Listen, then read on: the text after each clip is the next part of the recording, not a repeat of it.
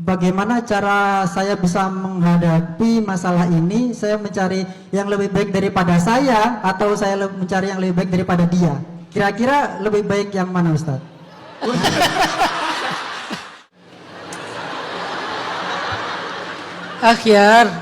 Akhir itu orang baik banget dan tulus. Kadang tulus itu bahaya juga sih. Saking tulusnya Akhyar karena mungkin nggak banyak kenal cewek dan nggak tahu dunia masalah kayak gini-gini ya. Keputusan Akhyar untuk segera hadir dalam kehidupan dia ketika dia sedang kayak gitu tuh menurut saya keliru. Dan itu jadi pelajaran buat kita semuanya, buat Akhyar. Akhyar di sini lagi diajarkan oleh Allah sesuatu hal yang berharga dalam hidup. Apa hal yang diajarkan Allah dari peristiwa Akhyar ini? Jangan pernah bersaing dengan masa lalu.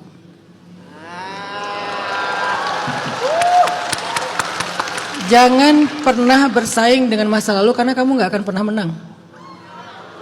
Benar nggak? Jadi kalau seseorang belum melepaskan masa lalunya, jangan pernah hadir. As a friend oke lah, tapi hadir dalam kehidupan pribadinya, apalagi mengharapkan sebuah status, jangan Akhyar.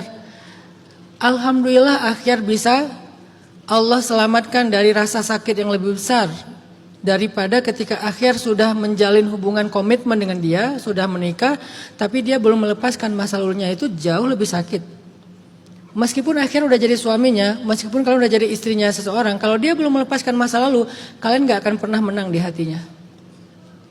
Kalau mau hadir di hatinya, lepaskan dulu masa lalunya. Kalau belum selesai dengan masa lalunya, jangan pernah hadir. Karena kalian gak akan pernah menang. Sesoleha apapun orangnya.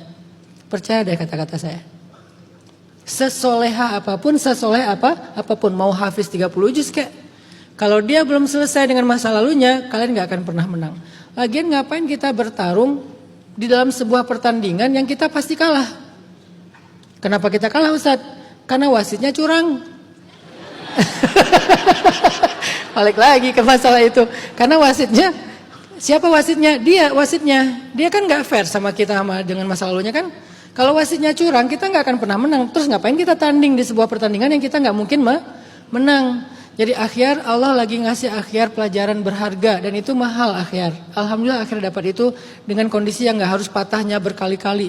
Oke patah, memang patah sih Akhyar sekarang. Tapi kayak ini patah ini yang mengajarkan Akhyar tentang kebijaksanaan. Karena jadi orang baik aja belum cukup dalam hidup. Kita perlu jadi orang baik yang bijaksana, orang baik yang experienced, orang baik yang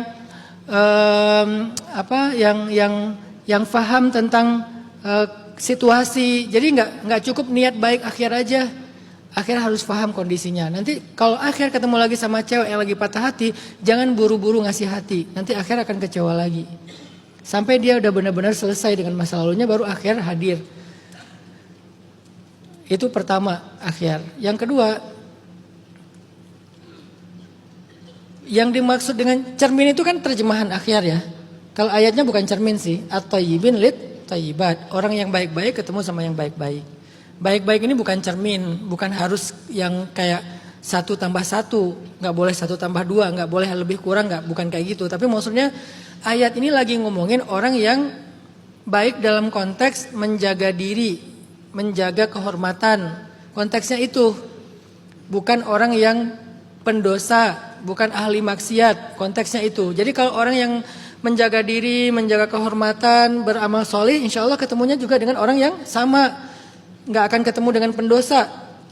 Kalau dia ketemu dengan pendosa, maka pendosa itu adalah ujian bagi dia, bukan jodohnya. Karena jodoh itu selalu dia sefrekuensi, sekufu lah. Jadi nggak harus Akhyar ngelihat sesaklek. Oh harus yang jabatannya sama, yang status sosialnya sama, yang apa tadi istilahnya pangkat ya, pangkatnya sama, penghasilannya sama, secara fisik grade-nya sama, nggak kayak gitu juga, nggak sekaku itu Akhyar. Akhyar harus banyak baca buku-buku tentang hidup, baca buku-buku tentang hidup, hikmah-hikmah, karakter manusia, psikologi, itu penting buat kita. Baca buku psikologi itu bukan untuk jadi psikolog. Untuk mengenal hidup, karena isi dari kehidupan itu kan manusia kan.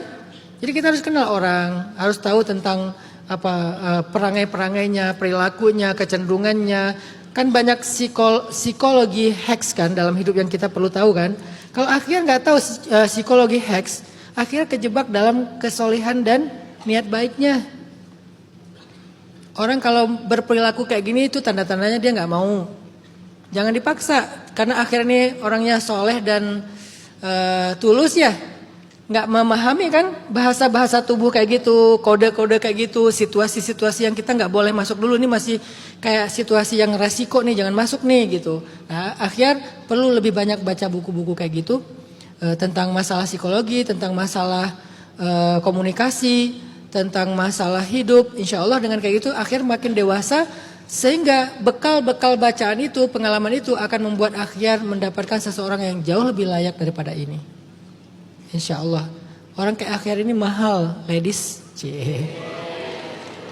Karena dia nggak mikir aneh-aneh kan. Dia orangnya soleh banget, lurus banget.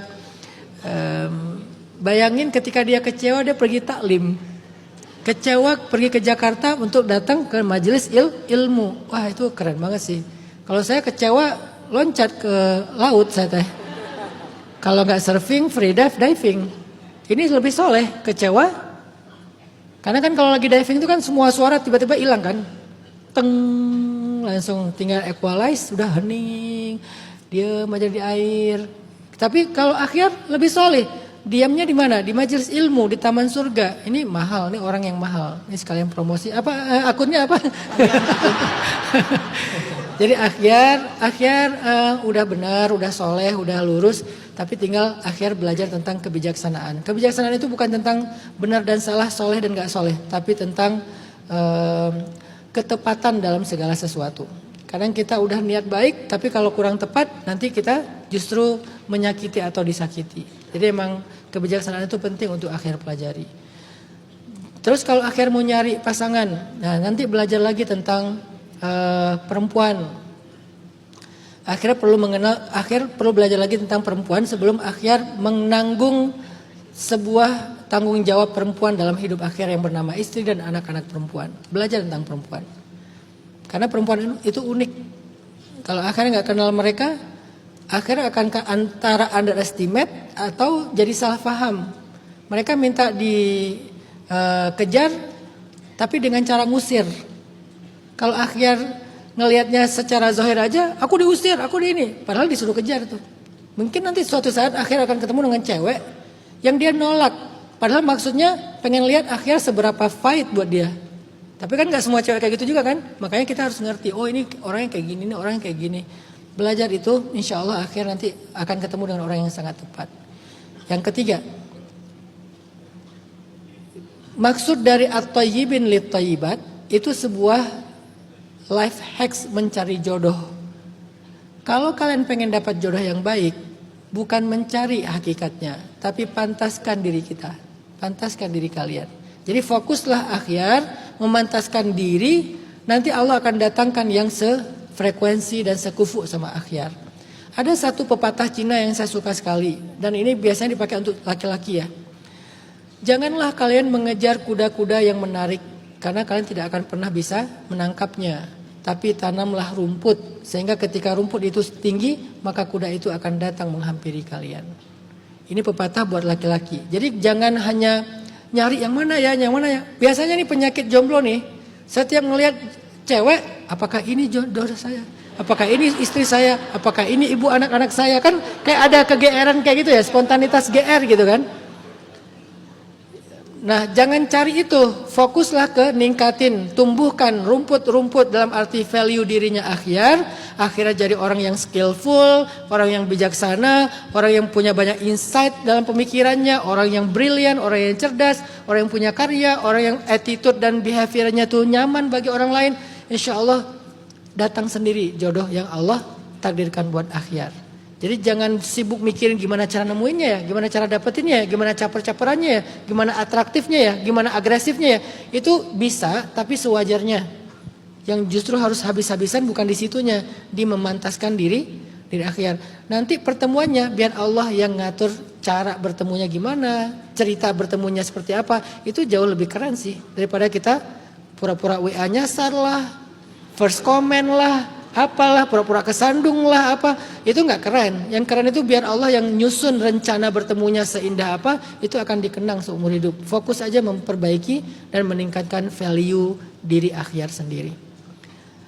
Jadi bagi saya akhyar orang baik, tapi akhyar perlu banyak membaca tentang kehidupan psikologi, tentang masalah hikmah-hikmah. Insya Allah dengan kayak gitu akhyar akan jauh lebih tahu bagaimana untuk bersikap insya Allah.